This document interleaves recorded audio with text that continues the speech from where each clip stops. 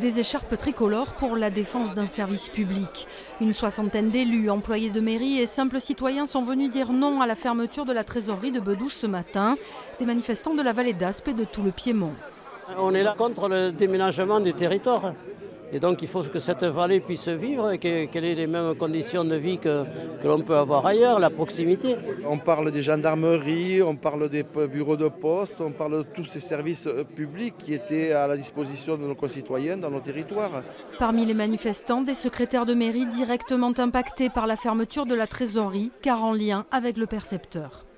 Ce partenaire nous apporte des solutions afin que nos collectivités puissent mettre en place leurs projets. Il y a un éloignement qui fait qu'aujourd'hui, nous craignons de ne plus avoir cette qualité de lien que nous avions.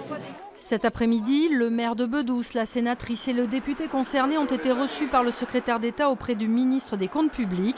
Ils sont sortis très confiants. Donc nous avons reçu une bonne écoute sur les points particuliers du dossier qui nous ont amenés ici, sur les particularités du service public que nous sommes venus défendre.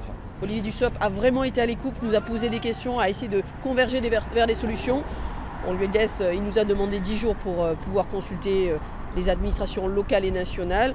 Écoutez, je crois qu'aujourd'hui, on a fait en tout cas tout ce qu'on pouvait et je crois que le travail d'équipe a payé.